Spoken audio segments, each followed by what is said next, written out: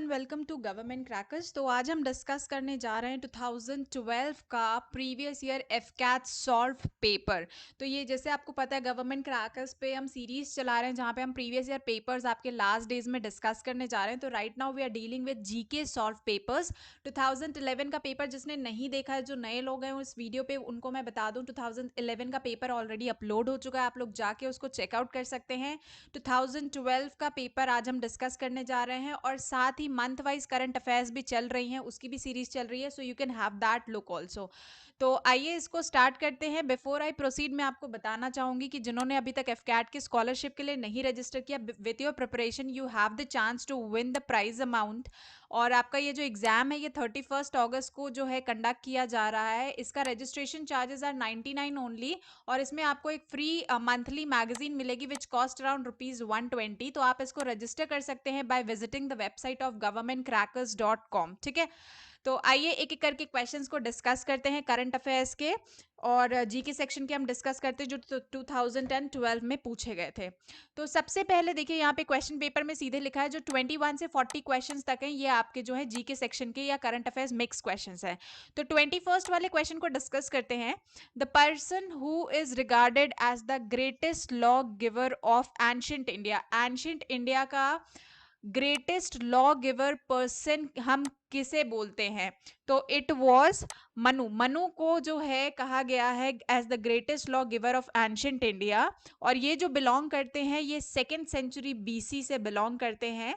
मनुस्मृति जो है वो आपको पता होगा, या अगर आपने नहीं सुना तो मैं बता दूं, मनुस्मृति जो है ये इनकी फेमस कंपाइलेशन है। ठीक है, आगे बढ़ते हैं नेक्स्ट क्वेश्चन पे। Question 22, the immortal fame of Ashoka largely rest upon.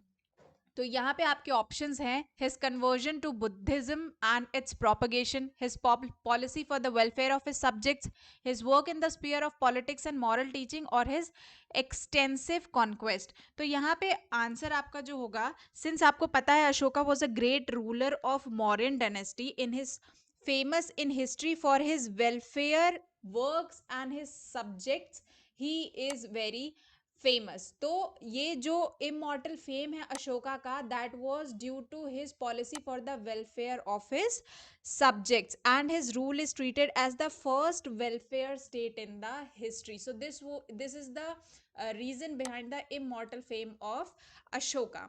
Next question, Gandhi ji started Dandi march. Gandhi ji ने डांडी मार्च क्यों स्टार्ट किया था? Very famous question and very common question also. To break the salt law Gandhi ji ने जो है डांडी मार्च स्टार्ट किया था। Next question, the first war of Indian independence began on 10 May 1857। कहाँ से, किस प्लेस से स्टार्ट हुआ था? जो first war for Indian independence start हुआ था 10 मई 1857 को, वो आपका मेरठ सिटी से स्टार्ट हुआ था, जो कि दिल्ली एनसीआर से थोड़ी सी डिस्टेंस पे आपको मिलेगा। सो ये दिल्ली एनसीआर के नोन में आता है मेरठ सिटी। यहाँ से ये जो है ये पूरा का पूरा इंडिपेंडेंस का वॉर जो है शुरुआत इसकी हुई थी।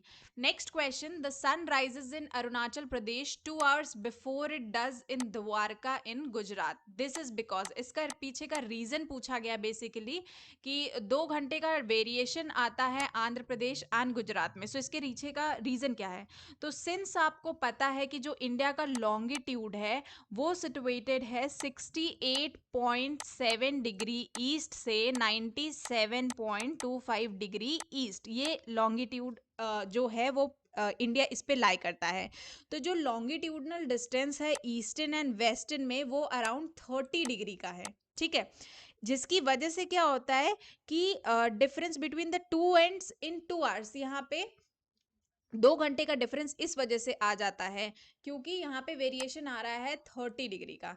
तो इस वजह से जो 2 घंटे का डिफरेंस है वो आपका अरुणाचल प्रदेश और द्वारका एंड गुजरात के बीच में आपको देखने को मिलता है। तो this would be the right answer, about 30 degree जो है वो यहाँ पे वेरिएशन आ रहा है।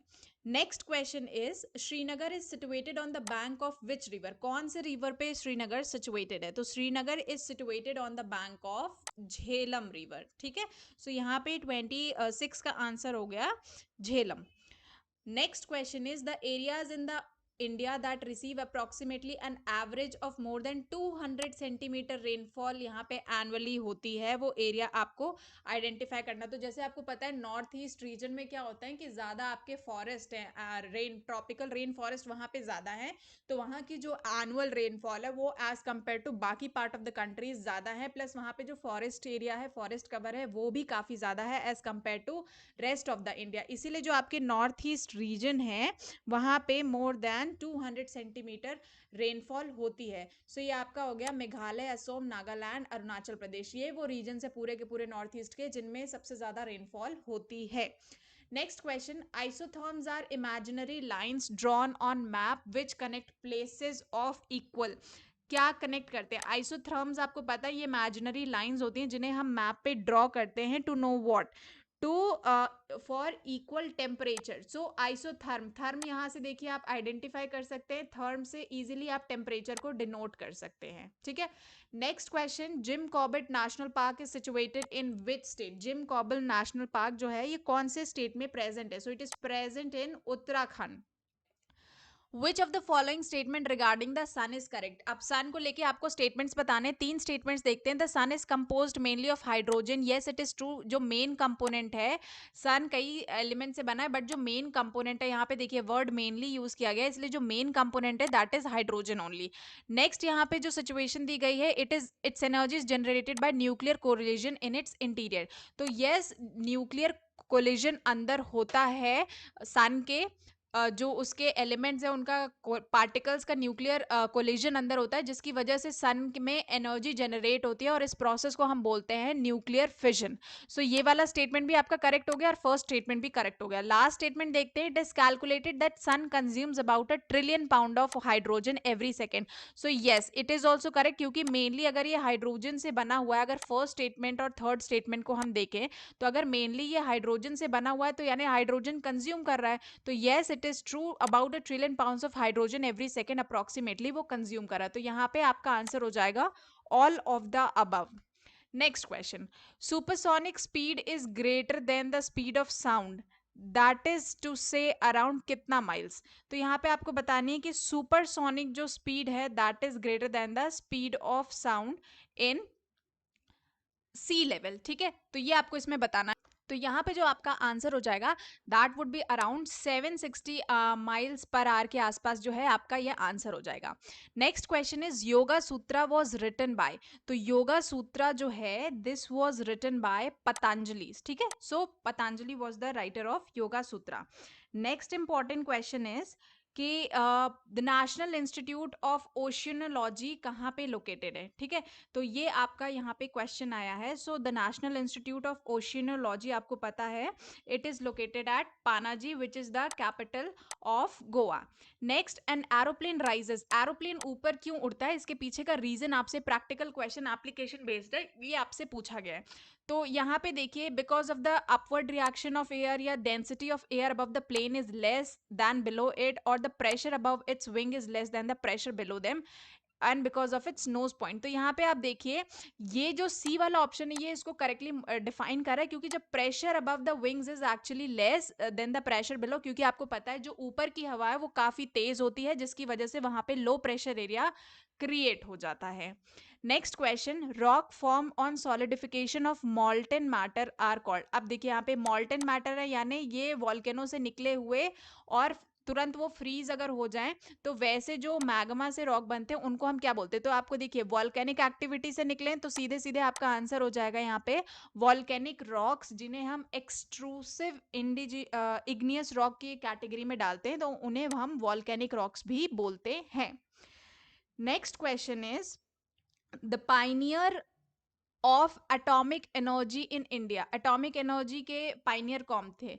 तो the answer here would be Homi J Homi J Bhabha. Bhabha atomic centre आपने सुना होगा। So this the pioneer of atomic energy in India. Next question, which one of the following statement regarding FIFA World Cup 2010 is not correct? अब यहाँ पे 2010 के FIFA world cup के बारे में हमें जानना पड़ेगा। तो यहाँ पे जो सिचुएशंस दी गई हैं वो आप देखिए। सबसे पहले यहाँ पे पूछा गया है कि South Africa became the first host nation to fail to qualify the tournament second round. Next question, the tournament was the culmination of a qualification process that began in August 2007. Third situation, this is the first time that the tournament was hosted by African nation. या Zakumi, the official mascot of FIFA World Cup 2010 is an African bush element. तो यहाँ पे अब हमें देखना है. So here अब मैं आपको बताती हूँ जो जाकुमी था, दिस इज करेक्ट आंसर. जाकुमी तो था, ये लेपर्ड था, that was the official market for FIFA world cup 2010. Is an African Bush, ये बुश नहीं था, बुश एलिफेंट नहीं था, दैट वाज लेपर्ड. तो यानी डी वाला जो सेंटेंस है this is the right answer, क्योंकि यहाँ पे हमें चूज करना है नॉट करेक्ट. तो first, this was the first time जब कोई अफ्रीकन नेशन जो है होस्ट बना था, तो सी वाला ऑप्शन आपका करेक्ट है.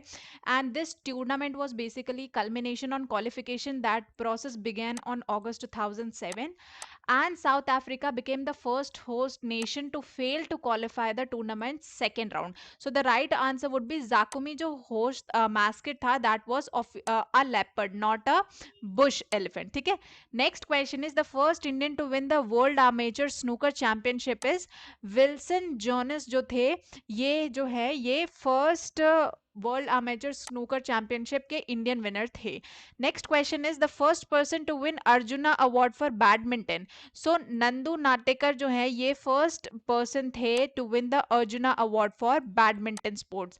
And last question here comes is, the sports which began with the largest field. So usually हमें लगता है यहाँ पे डिलेमा हो जाता है दो के बीच में, one is football and the other is polo. So usually हमें आंसर सबको ही पोलो करके आते हैं, मेजॉरिटी ऑफ द सेक्शंस जो है ये हमेशा आंसर फुटबॉल करके आते हैं, but here the right answer would be polo. Polo के लिए जो है वो फील्ड ज्यादा चाहिए होता है, हॉर्स राइडिंग जो यहाँ पे फील्ड ज्यादा चाहिए होता है as compare to football. So here the right option would be polo.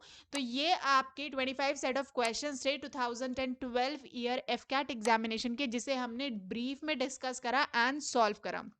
So you can have this book जहाँ पे आपको 2011 से 2020 तक सारे क्वेश्चन पेपर्स के सेट आपको मिलेंगे, जिससे आप प्रैक्टिस कर सकते हैं.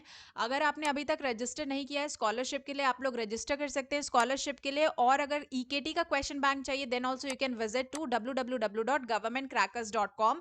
Stay tune to government Crackers, ताकि आप मंथली करंट अफेयर्स और मंथली ये जो क्वेश्चन आंसर के सीरीज हैं प्रीवियस ईयर के, इसको आप बिफोर योर एग्जामिनेशन आपको मिलते रहे. So subscribe, like and share. So I will see you with the next previous year paper. तब तक के लिए जय हिंद.